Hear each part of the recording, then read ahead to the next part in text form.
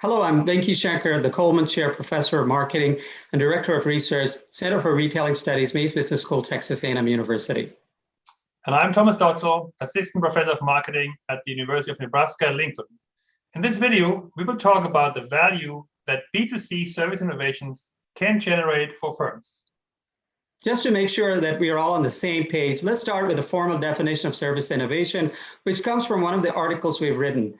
A service innovation is a new or enhanced intangible offering that involves the firm's performance of a task or activity intended to benefit customers. Note that an offering does not necessarily have to be new to the market to be considered an innovation. An offering that is new to the firm is also considered an innovation. There are two broad types of service innovations: E-service innovations and P-service innovations. E, or electronic service innovations, are service innovations that are primarily delivered through the internet. An example of e-service innovations is an online ordering service that a restaurant might introduce. In contrast, P, or people service innovations, are service innovations that are predominantly delivered through human interaction. An example of such an innovation is the Genius Bar from Apple. Why do we, or why should we, care about service innovations? By we, I mean both managers and researchers. First, consumers are surrounded by so many services in their everyday lives. Second, services are critical to companies and economies. In fact, they drive about 3/4 of the GDP of every developed country. Third, many companies often introduce new services, so it is important for managers to develop a better understanding of these innovations and the value that they can create for their companies. It's clear that services and service innovations are important. Interestingly, they differ from goods and goods innovations in many aspects, requiring a more in-depth understanding. For example, services are intangible. That makes it challenging for firms to protect their service innovations using patents, which is the commonly used strategy used by companies to protect goods innovations. Also, the fact that P-service innovations are often co-produced by humans at the same time in the same place means they are very difficult to scale. Further, services can also be very heterogeneous. Consider the example of the Apple Genius Bar. The perceived service quality of this P-service innovations depends on the mood, on the knowledge, on the ability of the Apple employee, as well as the other customers who are there at the same time. This volatility in perceived service quality is called heterogeneity, which is much bigger for service innovation than it is for goods innovations.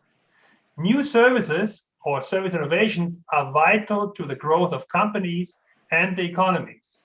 Managers and academics need to develop a better understanding of service innovations. This is a good segue to our third point. We should care about service innovations because, in addition to being important and different, we also know very little about service innovations. Research on innovation focuses heavily on goods innovations, but there are many unanswered related questions on service innovations. Two important questions are, do they create firm value? If so, how exactly do they create value for companies? We show that depending on the type of service innovations, there are two possible ways to increase firm value. E-service innovations directly increase firm value regardless of the type of company or industry. Investors perceive these types of innovations often as saving costs, which increases the firm's future anticipated cash flows and thereby firm value. Note that increases in firm value is not a result of greater customer satisfaction, that is, customer reaction, but it's due to an investor reaction expecting reduced costs. P-service innovations can also increase firm value, but the process by which they raise firm value differs from that of E-service innovations. P-service innovations do not directly affect firm value. That means investors do not react to them. However, customers do, but the effect depends on the type of industry the firm belongs to. For companies in human-dominated industries such as healthcare, consulting, hospitality, P-service innovations increase customer satisfaction, which in turn will boost firm value. However, in other industries, such as technology-related products and durables, P innovations can be perceived to impede efficiency and self-service. This can be detrimental for customer satisfaction, which can eventually harm firm value. So in summary, here's what we've discussed in this video. Both academics and practitioners should seek to gain a better understanding of service innovations. First, they're important for both goods and service dominant firms. Second, they significantly differ from goods innovations. Third, there are still many unanswered questions about service innovations. Service innovations can be categorized into e-service innovations, which are primarily delivered through the internet, and P-service innovations, which are predominantly delivered through human interaction. Both types of service innovations can increase firm value. They do so through different mechanisms.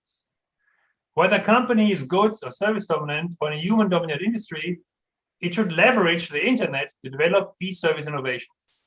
They have a direct positive effect on firm value and represent lucrative opportunities.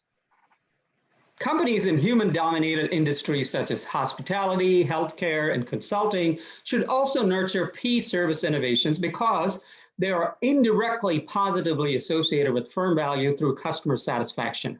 Thank you. Thank you.